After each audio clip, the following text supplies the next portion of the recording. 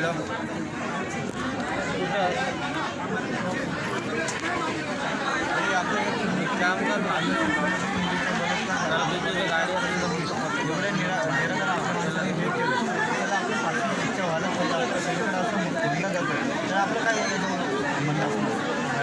आमचं पण म्हणणं आहे की खरंच आहे त्यांनी जे वाईट कृत्य केलंय ना तर त्याला मला वाटतं पोलीस प्रशासनाने सांगितलं 2 महिने देईल त्याला.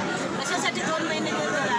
आज त्यांनी खूप मोठं जर सगळ्या देशाला लाजवण्यासारखा विषय केला तर त्याला का 2 महिने थांबावा?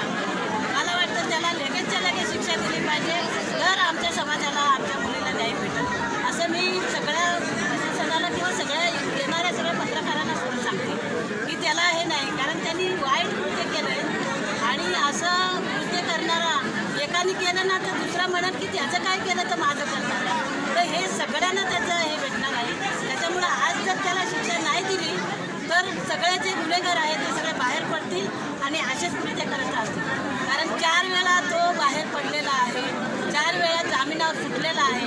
कशासाठी 4 वेळा त्याला जामिनावर सोडलं गेलं आणि तो असं वाईट कृत्य करतो तरी तुम्ही त्याला आता म्हणते 2 महिने थांबा.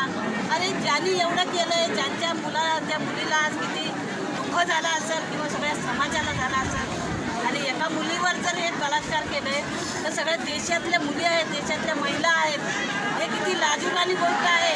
कोणाची बायको असेल, कोणाची बहीण असेल, कोणाची मुलगी असेल, ही लाजिरवाणी गोष्ट आहे.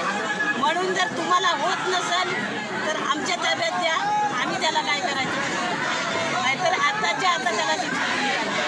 भले तो मंत्री असो, संत्री असो, कुणी असो, पण त्याला शिक्षा झाली पाहिजे. आमच्या मनाला दुःख झालेलं आहे. आमच्या समोर जर त्याला कृत्य करून दाखवलं तरच आम्ही शांत बसू.